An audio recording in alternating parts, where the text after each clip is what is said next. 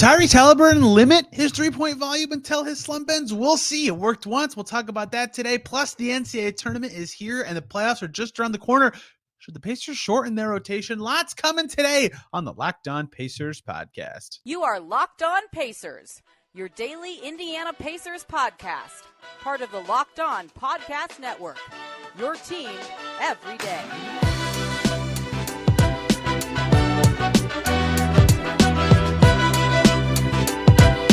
What up, y'all? Happy Friday. Congrats. You made it through the week, and welcome into another edition of the Locked On Pacers podcast, where we, of course, talk about the Indiana Pacers. As always, my name's Tony East. I cover the team for Forbes and SI, and today, la topics du jour of the Pacers as March Madness begins and the Pacers playoff push continues. We start. Tyler Brooke joins us, first of all.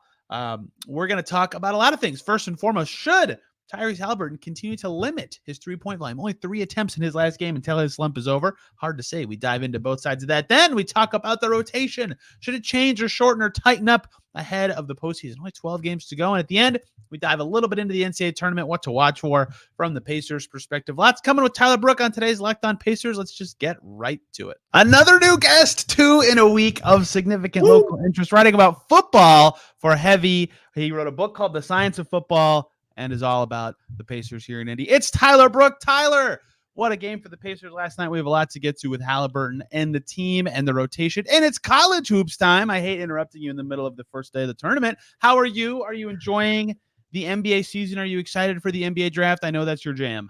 Yeah, NFL draft, wrong draft. Yeah, I was gonna say wrong sport wrong for me. draft. I've just been watching March Madness grinding college offensive line film, but I am a diehard Pacers fan, and you missed the most important part introducing me. High school reunion here. We got a little bit of high school reunion on the pod. No. I had an invite for a 10-year reunion last year. I could not have said no faster to the Did not go to mine either. The high school reunion invitation. Yes, we did go to the same high school. Brad Stevens.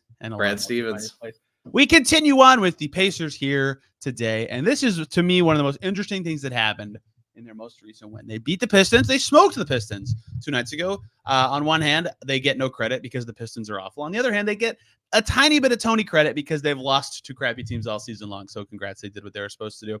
The significantly interesting thing that happened to me in that game is Tyrese Haliburton took 3 threes, which is the lowest he's taken in a game this season, tied with 3 other games. One was a game they were down 40 in the first half. One was a game that he did not play in the first quarter. And one was the game he actually got hurt in and played 13 and a half minutes, a.k.a. in a normal game where they actually were planning on playing him the whole time. That was the fewest threes he's taken in a game. He's taken 6 or fewer threes 27 times this season. They're 12 and 15 in those games. Even worse winning percentage if you cut that down to 5, etc. I think they're 1 game under 500 when he takes 4 or fewer. You get the gist. I don't need to get too grainy with this. So the reason this is significant, as everybody knows, is he's slumping like crazy. He said it himself. It's me versus me. All his other numbers look good. Passing's good. 2-point percentage is good. Scoring is generally fine. Cannot make a 3 for his life. Tyler, is it a good idea for this to be what he tries to do going forward? Should he continue to go 1 for 9, but get out of the slump faster, or go 1 for 3 and maybe look a little better, but then not be as effective of a 3-point shooter and lose that part of his game? Yeah, that's a great question because I think the other night when I watching the Pistons game, I am impressed with his creativity. Driving to the basket, he can get some and ones. His mid-range shot is good. I think what concerns me if he stops taking the threes, maybe it's a good short-term fix. Long-term, how is that going to affect spacing? Siakam, definitely a more efficient shooter since he came to Indiana. Still believe he's sub 40% from 3. Myles Turner, another guy you can take out of the paint and, pick and roll, shoot threes. But just he's a real streaky 3-point shooter. And then you don't really have any true shooting in that starting lineup you can really trust. He's supposed to be that guy, right? So I love the idea in theory of him taking fewer threes and driving to the basket more. But at the same time, it's kind of like the way you've built this team, at least this current iteration of it. Like he needs to be that guy that's taking the threes, at least in the starting lineup. Yeah, so had he played, let's say, a normal, air quotes, minutes load in the last game, he played 26 minutes because they were blowing him out. Had he played 32, okay, he takes 4 threes instead. That's still lower. The interesting thing about it that you just kind of alluded to is it was in lieu of drives, because in part of my head, I wanted to be like, was he just passing more instead? Were they going through somebody else? He was still second on the team in shots. Like, he took a lefty 20-foot floater. Like, he was still looking for his own shots. They just weren't typically threes. So one other stat, when he takes 10 or more threes, 14 times, they're 10-4. Very good. I will say this. I mean, he's a smart basketball player. Duh. Like, he's not taking that many unless he's feeling it, right? So the nights he takes 10 or more, he's generally hit like 4 or 5 of the first 10. So I was going to say that stat sounds a lot like running backs in football when it's like when they have this many carries, they win the football game. I'm like, I wonder why that is. Yeah, probably because they're winning by so much they could just run the clock out and hand it to the running back all game. And there's probably many other football reasons. I just probably said it. Anyway, yeah, that there is. I think you're absolutely right about that. Like, a lot of the top 3-point, his top 2 games in attempts, he made over half of 16 and 15 attempts. Like, of course they're going to win that game, right? So anyway, that, like, I do think him getting them up on volume can be good, right? And it's funny they played the Pistons last night, because this is the perfect time to bring this in as a full circle moment. When they played Detroit the first time, it was their first game out of the in-season tournament. And I remember this game because it was the first time we've seen a team guard him like the Pistons did that game, which was a little more blitzy. And Isaiah Stewart was like, I am not letting you take a 3 when I switch. Like, he went out so far on these screens. And that's kind of when teams started trapping, but not really. And the Pistons were terrible at the time. They were in the middle of their however many losses in a row. But they were like, we're willing to let Tyrese Haliburton beat us other ways. We're not letting him shoot the 3. They played the Pistons again last night, and it was not like that at all. They were not up on him like that. And Isaiah Stewart didn't play, but he wasn't the only guy doing it. I just remember it with him. They were not doing that at all. And I don't know if that's just because Siakam is on the team now, so like you're not as willing to just sell out to Tyrese Haliburton, or that the Pistons are a different team, or that the Pacers are playing differently and have other options in general. But like, that difference was interesting to me. And then he only took 3 threes. And so maybe the fact that they were the way they were defending plays into this. We'll see. This could just be a 1-game, number. Again, he's only done this 4 times this season, 3 threes. But I am of the opinion, I'm a numbers guy. You are definitely a data guy. Like, keep shooting. He'll get out of the slump faster that way. And like, the law of averages forever says eventually they'll go in. Maybe that's dumb. Maybe there is something that's like actually changed about his game. I don't believe that, but maybe that's the case. Like, I'm of the opinion that especially against these better teams coming up in California, he's got to get up, I mean, at least 6 or 7, right? So like, keep being guarded the same way. Attempts are just as important as makes at some point, and that's how you get out of the slump faster. It did happen for Buddy Hield, even though he slumped again, right? I think that is important for Haliburton as well. Yeah, I mean, I can totally agree with that. And granted, like, I am not a shooting mechanics guy, and I'm definitely not a shooting mechanics guy with whatever Haliburton's jump shot is. But we've seen the success, and it's not like it was like a blip as far as his 3-point shooting efficiency. That's been like the course of his entire career, even in Sacramento. Like, good 3-point shooter. Maybe it's just he's still trying to get comfortable with the hamstring and getting like his legs fully back under him. But again, you have more inside information than I do. I'd like to think. I've got no idea. I can't analyze someone's shot. Like, again, I'm a football guy, so this just isn't going to work for me.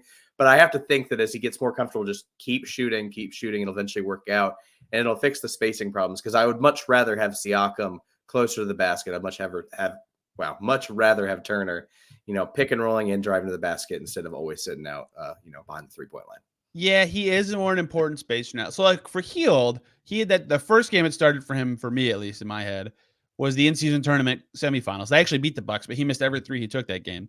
Yeah. And then for a month, he was like 34% from 3. And everybody's like, why is he playing? He's not defending. And like, he played bad. But for his final month with the Pacers before getting traded, he made 40% of his threes. And like, it didn't feel that good because of the slump, but like, that was way better for him and closer to the guy he was for his career. Like, that happens with shooters, but he had a full month of slumping, and like, Pacers probably can't afford a whole month of Haliburton. They're getting pretty close, but they would like that to end sooner than that. But it's like that, if you have a history, like, you're gonna make them eventually. At least that's what I believe.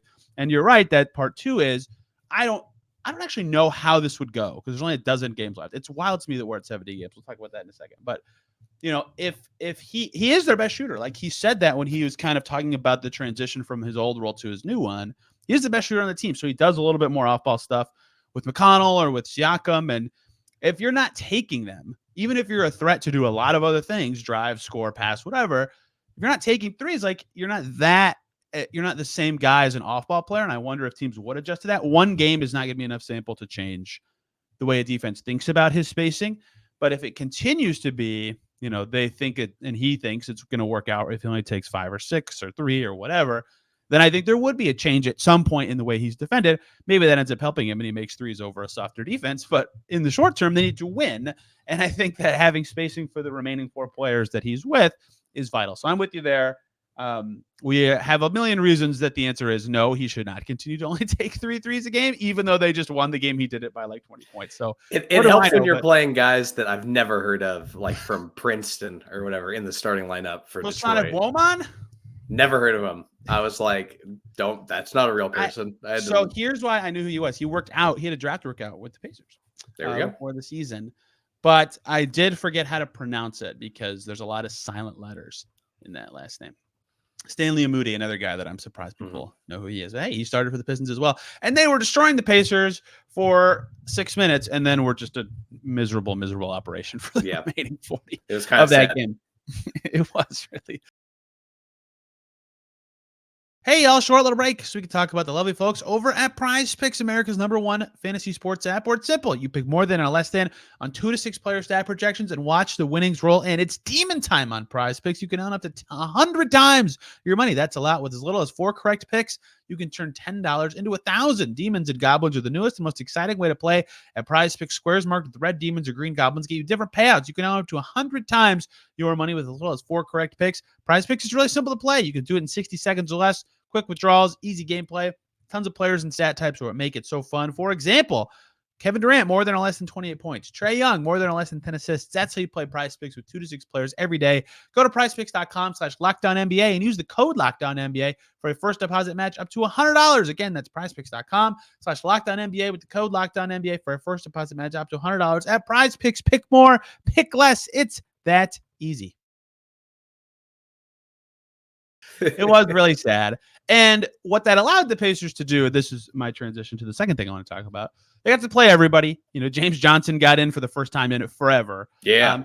So this would have been like, in my head, Doug McDermott returned, which is where I should start. So I was in my head excited to see how are they going to play 9, 10, however many guys in this game.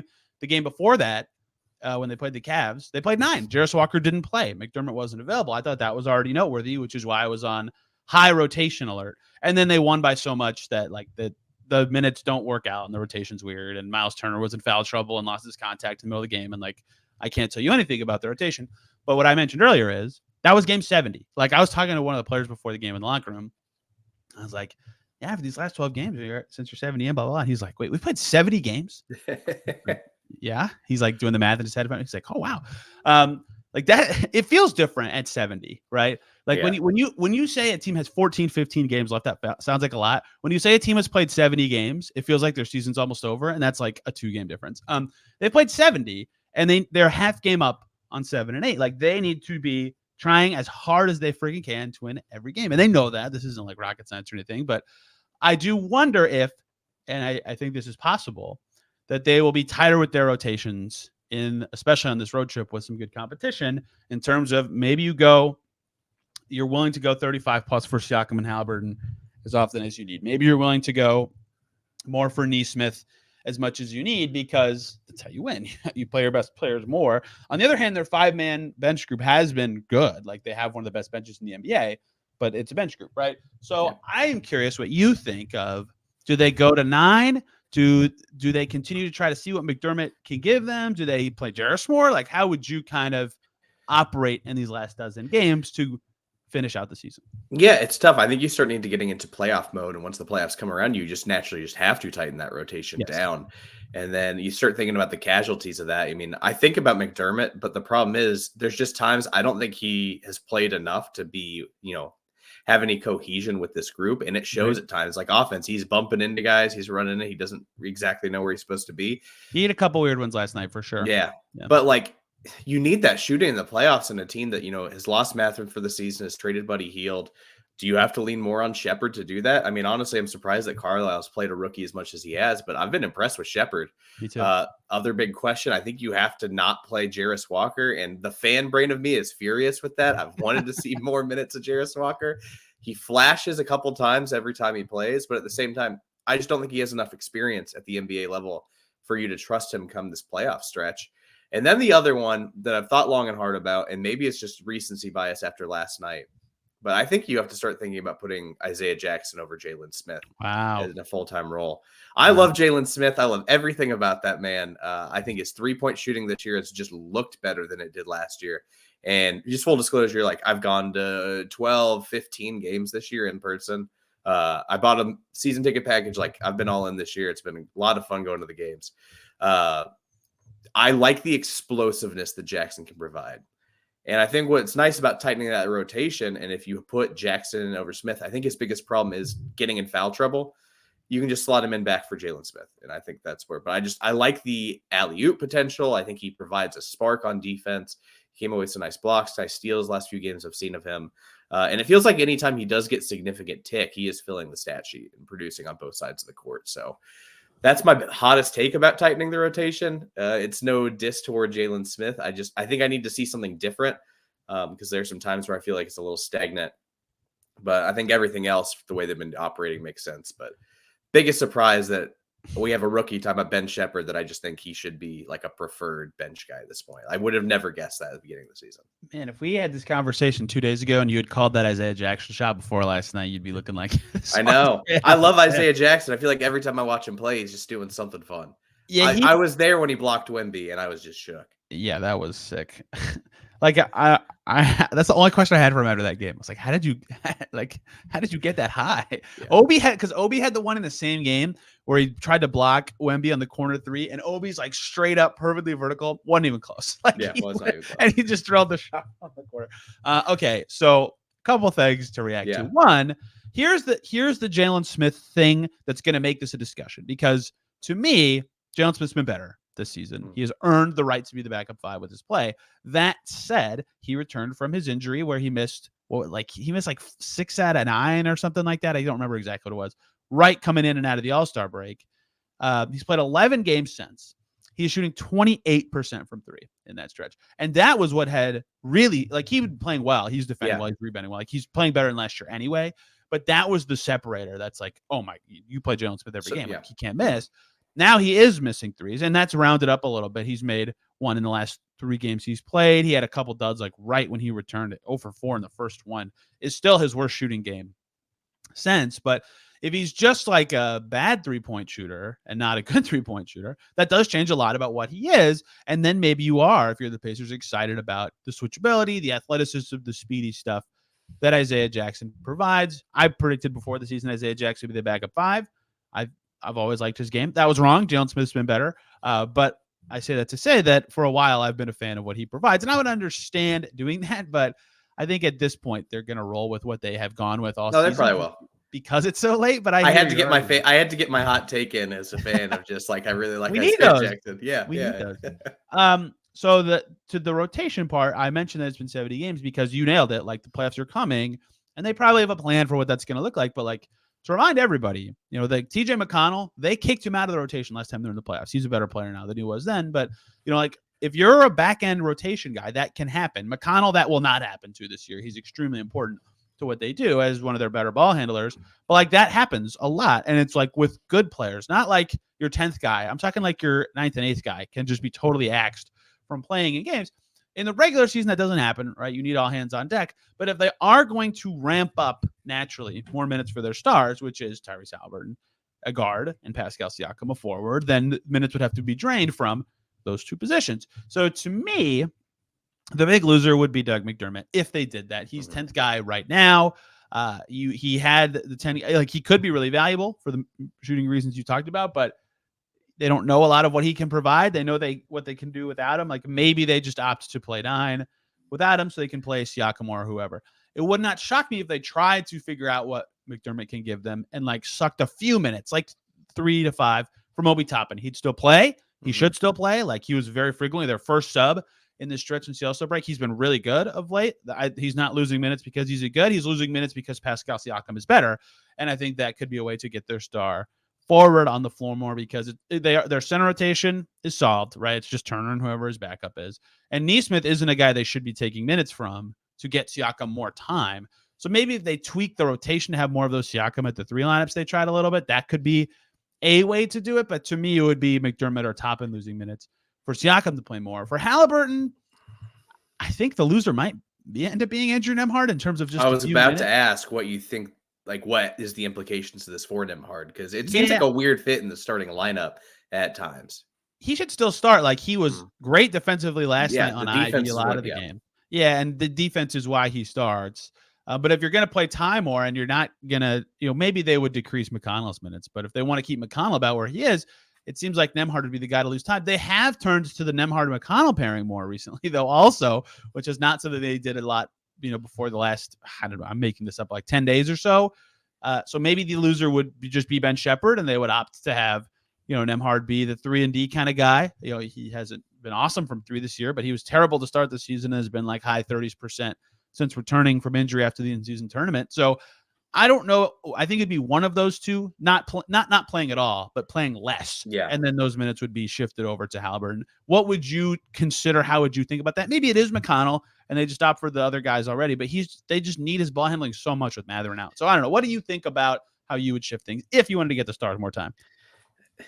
That is tough. I think I would give Nembhard fewer minutes. I do really like the defense, but I don't want to take them away from Shepherd. I'm just so high on Nembhard. I know. Shepherd just, every time I watch him, the shooting's not always there, but there are nights it's lights out. The defense, it feels like he is almost every game. I feel like he gets those rookie calls from refs where it's just, you're a rookie, we're not going to give you the benefit of the doubt on this foul call. But I love the defense. That is like the ultimate 3-and-D guy for me. And I just think he's been the biggest surprise to me of the Pacers season. I want to see that guy get legitimate playoff experience because I think long-term, if I'm thinking about this team and what they can build around, that guy is like my ideal first guard off the bench kind of guy that can kind of bring that spark. Yeah, he's been great. I never saw this coming from me neither. This season. So. The only thing I had heard at the draft is when they drafted him, I kept hearing like that. Yeah. I told you he could shoot. Yeah. Yeah, I heard you could shoot, but then like on all the broadcasts and podcasts I'm listening to, it's like pro scouts loved the guy. And that's just everything I kept hearing in multiple outlets. And I'm like, that's really weird to talk about a guy from, is it Belmont? Is that where he's from? Just like small program. And I was like, really? But then again, it's a late first round pick. So I just usually don't think anything of it. Never would have guessed that he would have been the preferred rookie over Walker. Yeah, he is the defense to me is why he got that time, right? Like I said this a lot. I still think I believe this. Like their best defensive 5. Now Haliburton's not in this lineup, and obviously they play him over Ben Shepherd. But their best, like we need to get one stop lineup. Ben Shepherd's in it right now, like as a rookie. That's what it is. Because even when he wasn't making threes, they were playing him, and now he's making some at least to a credible level. And they've been like, dude, shoot, we believe in you, even if you're at whatever it was for a long time, 22%. So I want to see a little more of the offensive creativity from him. It just looks like he's just only comfortable with the catch and shoot and driving, but there's he had one really great drive last night. Yeah. I want to see a little more of it, like with the ball in his hands. I'm curious about it. Maybe it's just that he's trying to take his time, just work on the catch and shoot, which I'm fine with, but you can see the athleticism and there's enough there that I think he will become a more creative scorer besides just a catch and shoot guy down the road. Yes, I think that's possible. He was their point guard in their garbage time lineup, so perhaps they're exploring the kitchen space with him. One more break here, guys. We can talk about the lovely people over at eBay Motors. Passion, drive, and patience. What brings home the winning trophy in sports is also what keeps your ride or die alive. eBay Motors has everything you need to maintain your vehicle and level it up to peak performance, from superchargers to roof racks to exhaust kits to LED headlights and plenty more. Whether you're into speed, power, or style, eBay Motors has got you covered with over 122 million, that's a lot, parts for your number one ride or die. You will always find exactly what you're looking for, and with eBay's guaranteed fit, your part is guaranteed to fit your ride every time, or you'll get your money back. Because with eBay Motors, you're burning rubber, not cash, with all the parts you need at the prices you want. It's easy to turn your car into the MVP and bring home that win. Keep your ride or die alive at ebaymotors.com. Eligible items only. Exclusions apply. eBay guaranteed fit only available to U.S. customers. you mentioned Belmont.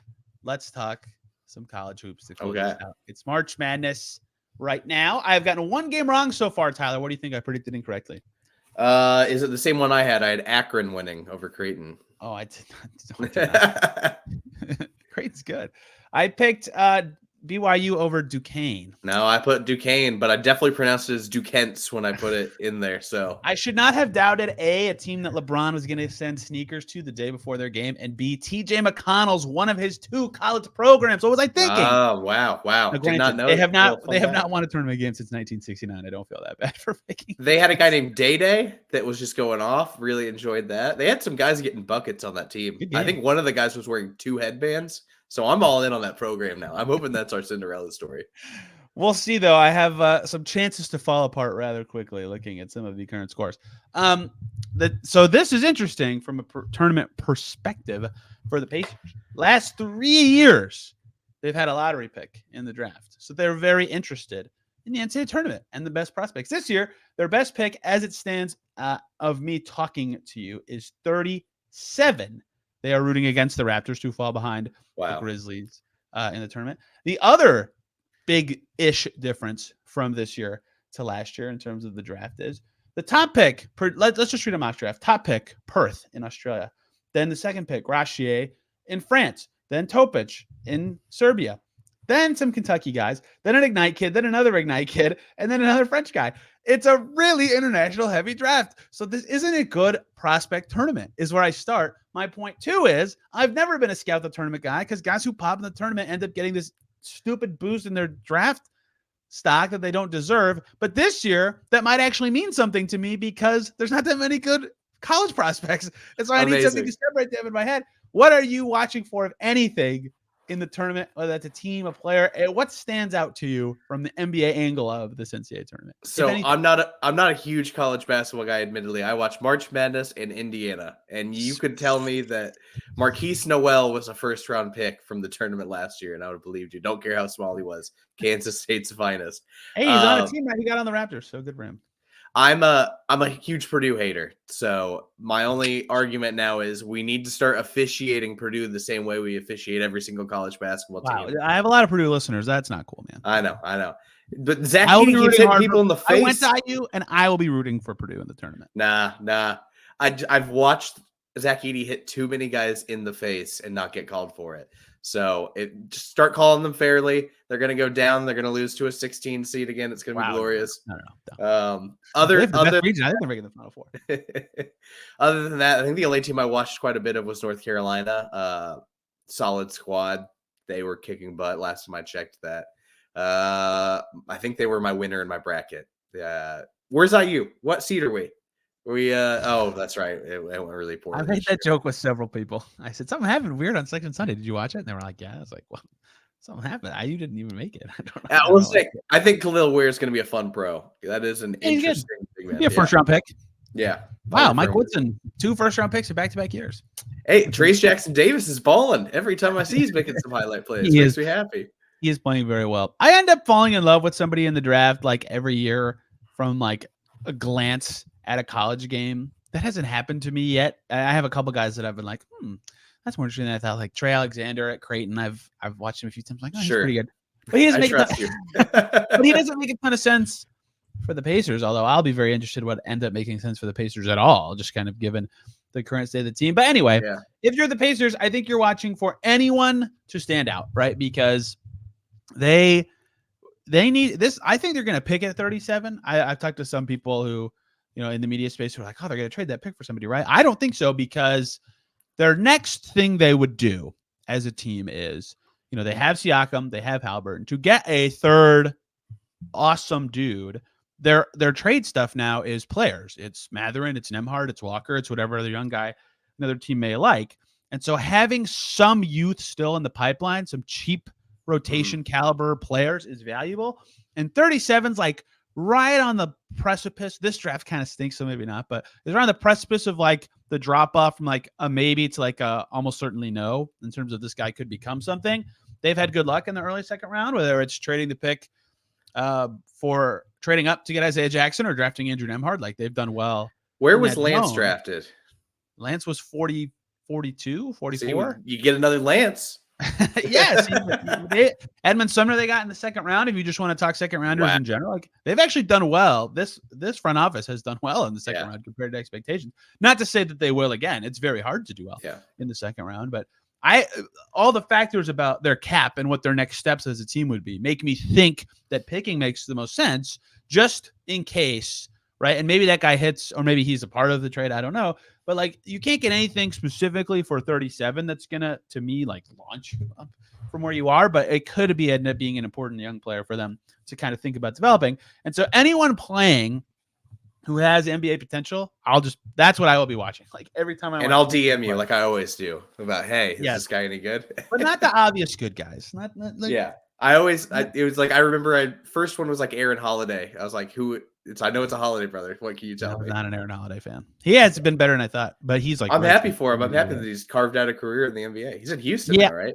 Yes, he's on the Rockets. I did not predict him becoming a 3-and-D wing at my height, but it worked. He's been really good in that role. So I would typically in most years just say the same thing I always do. I advise against, like, I think the most famous example of this going well is Dante DiVincenzo, but very rarely does someone go from like fringy prospect to like no doubt someone's going to pick this guy from the tournament, and it ends up being a good thing for that player, right? Like usually it's just a fluky run. It's just a couple of games, right? It's no different than doing well in the Big Ten tournament or doing well in 5 random Big Ten games. And maybe there is more pressure on March, but like, okay, they need that kind of pressure in every NBA game. And that's not the case. So don't get starstruck by players on big runs unless they were already mocked in a reasonable range. That's my only March Madness take. That said, maybe somebody will pop and explode on the page. I need a crush. Like every year I end up loving somebody irrationally. Kobe White was the first guy that I just Sharif Cooper. It was awesome seeing him live the other night against Chicago. I know it was a loss, but I was very excited to watch him. He didn't do much, unfortunately, but a guy I really enjoyed this year for the Bulls. Yeah. So we'll see. I'm excited for the tournament. I don't have a ton of takes. I have one take actually. Can I run a take by you? Yeah, of course. I am a one bracket only guy. Yep, same. Are you in one? Okay, good. If you do more than one bracket, I don't want to hear about who you picked. And in my one bracket, my champion is the Arizona Wildcats, and I have no confidence in that at all. Who is your champion? It was North Carolina, but I also did a women's bracket, and I did pick in future Indiana Fever superstar Caitlin Clark in the Iowa Hawkeyes. I did not pick the Iowa Hawkeyes in the women's tournament. Who'd you pick? I picked Stanford. I don't feel good about it. I'm excited. I'm actually more excited to watch women's than a lot of these men's games because I want to see Caitlin Clark's region is just so good. Good.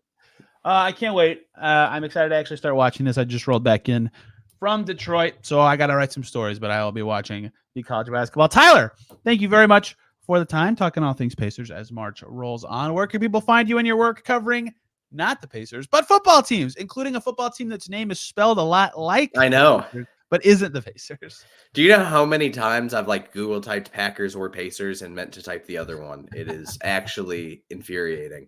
But you can follow my work at Tyler D. Brooke. That is Brooke. That's why everyone calls me Brookie. From the day I was like 8 years old, I've just never escaped that nickname. But thanks so much for having me on, man. I love talking Pacers.